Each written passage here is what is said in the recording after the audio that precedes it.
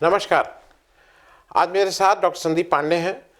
Doctor साहब, एक थोड़ी बात थोड़ी पुरानी हो गई है और चूंकि इधर किसान बिल वापसी हो गया और उसके महापंचायत और इन सब में सब लोग व्यस्त हो गए, वो बात आई गई और निकल गई। अ, अभी प्रकाश पर्व था, गुरु नानक की बर्थडे थी और गंगा स्नान भी उसी दिन होता है। हम लोग उसको कार्तिक पूर्णिमा भी ईस्टर्न यूपी में बोलते हैं। उस दिन जो नवजोत सिंह सिद्धू साहब हैं, ये करतारपुर साहब में मत्था टेकने गए और जब वो मत्था टेके, उस समय पंजाब सरकार में इमरान साहब ने एक व्यक्ति को भेजा, जो शायद उनके मंत्री को भेजा वहाँ के, इनकी अगवानी के लिए, जो एक कॉमन प्रोटोकॉल बड़े आदमियों को दिया जाता है। लेकिन चूंकि सिद्धू साहब से उनका पुराना क्रिकेट का रिश्ता रहा है और जब वो आए तो वो सब हम लोगों ने उसको टीवी पे देखा, सबने देखा, पूरे देश ने देखा। वो आए, उन्होंने कहा कि साहब मुझे मतलब प्राइम मिनिस्टर साहब ने आपकी अगवानी के लिए भेजा है। तो इन्होंने कहा कि भाई अरे बड़ी उनका बड़प्पन है, नहीं तो मैं तो इस लायक नहीं हूँ। और फिर उन्होंने उस बात में ये भी कहा कि इमरान खान साहब मेरे बड़े भाई जैसे हैं और मुझे बहुत प्यार करते हैं। अब इसको लेके एक तूफान आया था उस दिन, टीवी डिबेट मार के, वो किसान दो क्या दुश्मन की धरती पे जाके और किस में पाकिस्तान।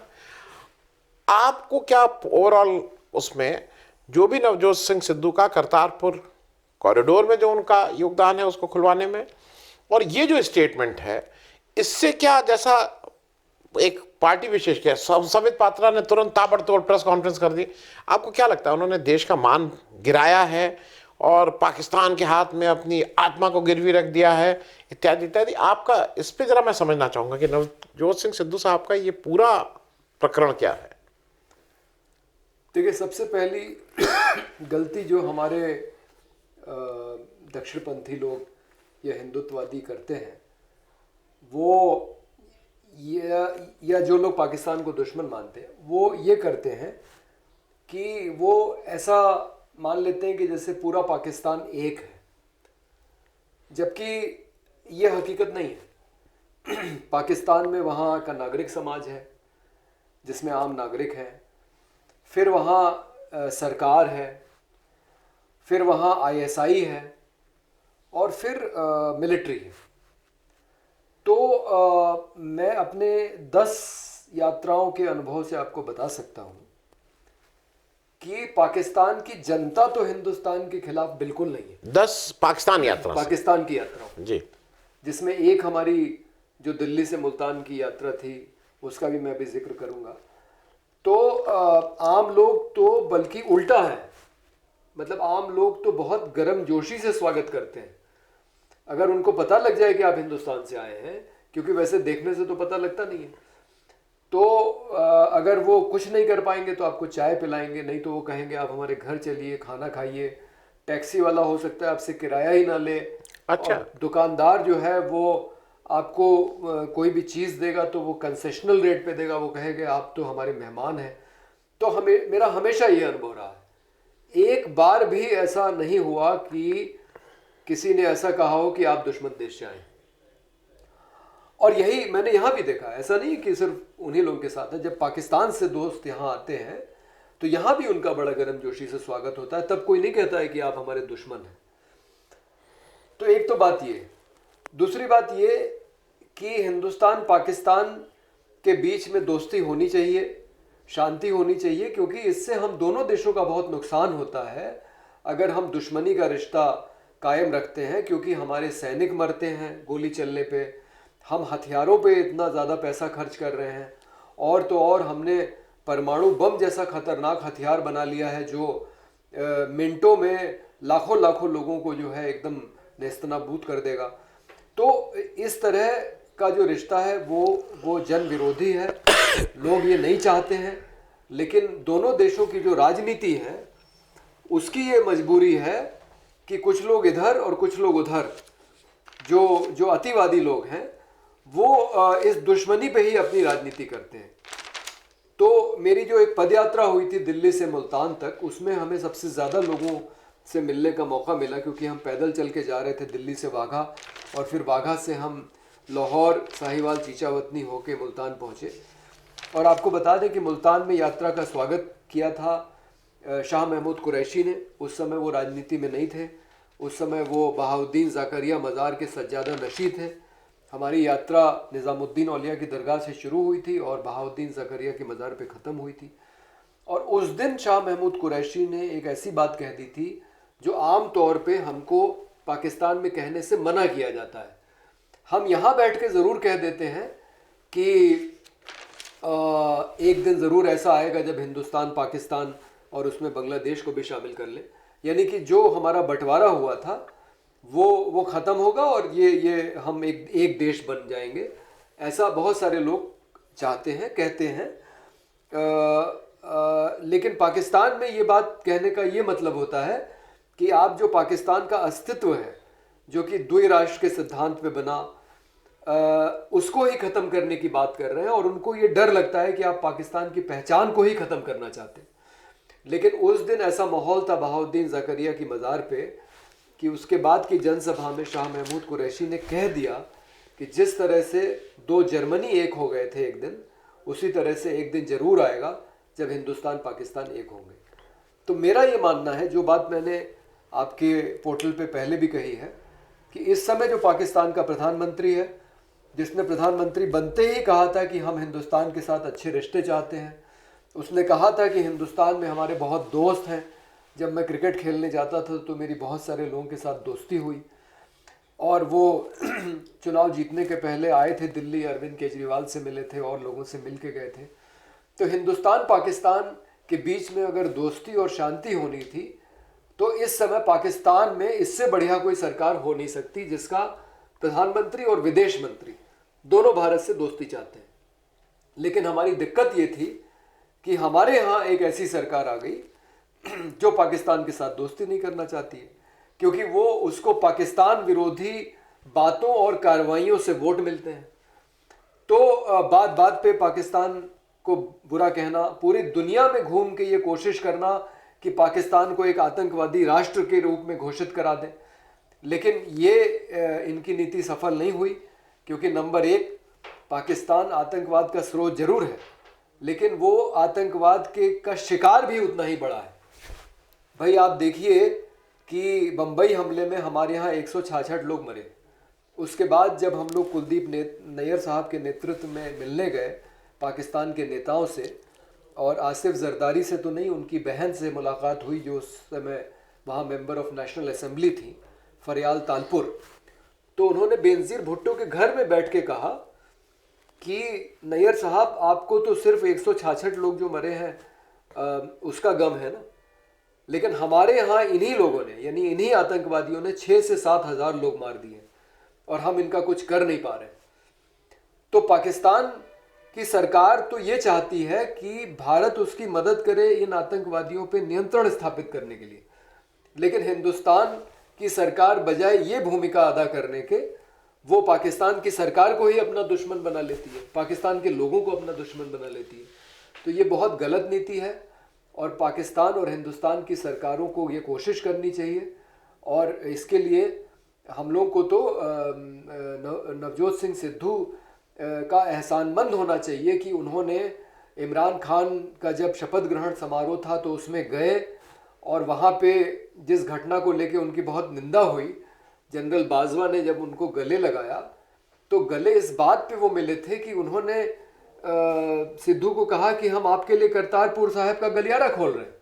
अब ऐसी अगर कोई बात कहेगा तो कौन सिख दूसरे को गले नहीं लगाएगा। और उसके बाद वो गलियारा खोला, और आज तक के भारत पाकिस्तान के इतिहास में हमेशा ऐसा हुआ है कि जब भी भारत ने कुछ किया तो पाकिस्तान वैसे ही उसका जवाब देता है, चाहे अच्छा या चाहे बुरा।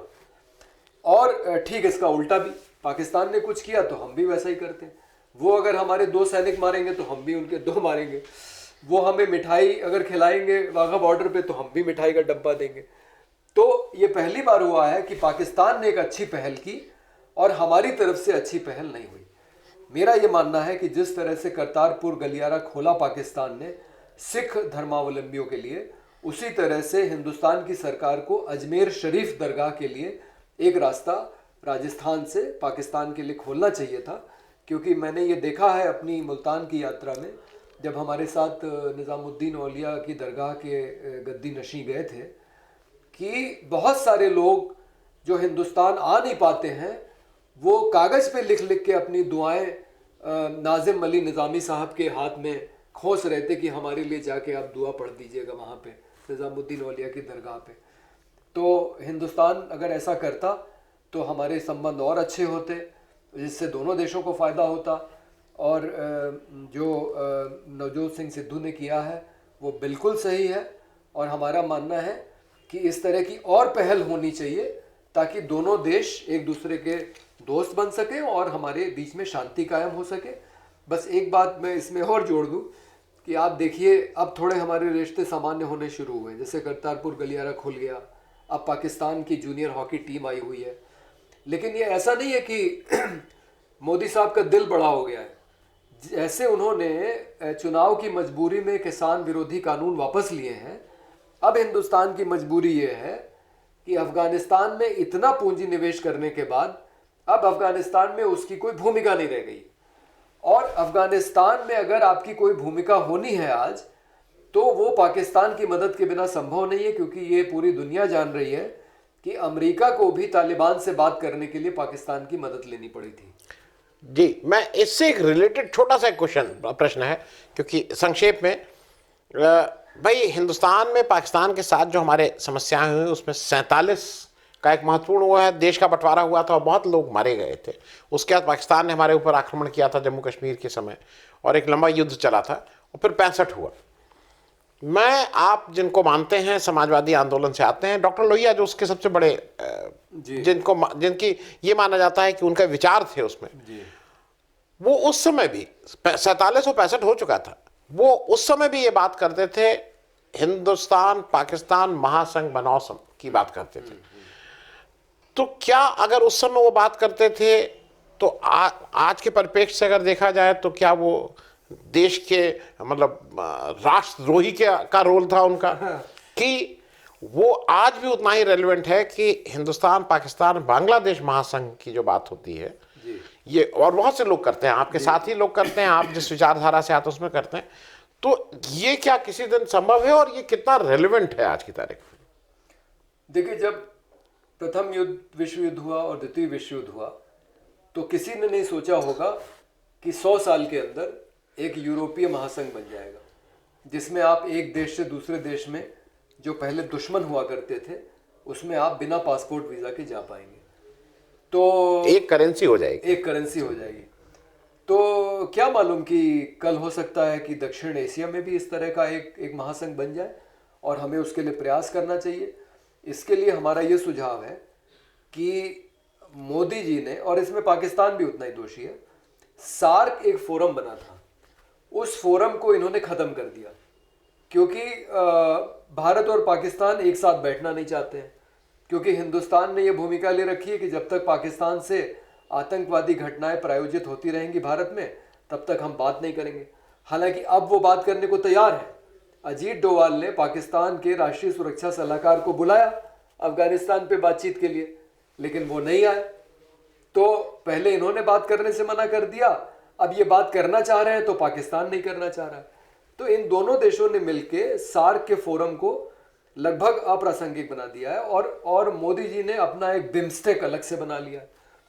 तो बिम्स्टेक से ज़्यादा स्वाभाविक ये है कि जो सार्क का जो फोरम बना था उसको जिंदा किया जाए, और उसी फोरम में जिसमें अफगानिस्तान भी शामिल है, तो आपकी इच्छा भी पूरी हो जाएगी। आप अफगानिस्तान में कोई अपनी भूमिका चाहते हैं क्योंकि वहाँ पे आपने इतना पैसा लगाया हुआ है, तो सार्क के फोरम को ही अगर उसको तब्दील कर दिया जाए, और वो जो सार्क में कल्पना है उन देशों की, उन देशों के बीच में एक दक्षिण एशिया महासंघ ऐसा बनाया जाए जिसमें एक देश से दूसरे देश में जाने के लिए पासपोर्ट वीज़े की ज़रूरत ना हो। अगर हो सके एक करेंसी तो कर लें, बहुत अच्छी बात है, लेकिन कम से कम आपस में व्यापार खुल जाए तो इससे बहुत फ़ायदा होगा। पाकिस्तान में बहुत सारा सामान है जो विदेशों से मंगाते हैं, उदाहरण के लिए सुजुकी कार जो हिंदुस्तान में मारुति बनाता है, तो फिर वो जापान से क्यों मंगाएंगे, वो हिंदुस्तान से मारुति कार खरीदेंगे। और अगर अमृतसर से किसी को अंतर्राष्ट्रीय विमान पकड़ना होगा तो वो दिल्ली आने के बजाय वो लाहौर जाएगा। तो नहीं, मैं आपकी जानकारी के लिए एक और चीज बता दूं, हैंड टूल्स जो होते हैं सर्जिकल जी। डॉक्टरों के, जी। उसका सबसे बड़ा सोर्स जो पाकिस्तान है। और जब आप पाकिस्तान से डायरेक्ट नहीं इंपोर्ट करते हैं तो वाया दुबई या वाया दूसरे देश में घूम के आता है, तो वो व्यापार तो आएगा ही आएगा। तो खैर, मैंने कहा कि मैं इसकी भी जानकारी बता दूं कि वहां से भी ये एक अच्छा इंपोर्ट हिंदुस्तान में होता है इस चीज का। मैं चलते चलते इसको समाप्त करने से पहले एक और चीज जो मेरी जानकारी, जो मुझे पता है और जो है कि सार्क में हमने 2016 में, चूंकि पाकिस्तान का टर्न था और वहां पे सम्मेलन होना था और उससे पहले आतंकवाद की कार्रवाई हो गई, तो हमने उस बिना पे वहां जाने को से मना किया। हमने कहा कि नहीं, हम नहीं जाएंगे, बायकॉट किया। तब से वो नहीं हो रहा है। अब वो सार्क का जो बेसिक स्ट्रक्चर बना हुआ है, जो उसके बेसिक कानून है, उसके हिसाब से जब तक आप वहां मीटिंग नहीं होगी तब तक आगे बढ़ेगा नहीं।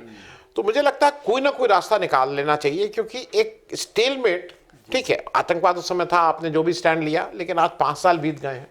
5 साल में बहुत, आप जब चीन से बात कर रहे हैं जो कि रोज हम लोगों को तंग कर रहा है, तो पाकिस्तान से बात करने में मेरे हिसाब से कोई हर्ज होना नहीं चाहिए। तालिबान से बात करने को तैयार है, जो एक आतंकवादी संगठन है, तो आपको पाकिस्तान की सरकार से बात करने में क्या है?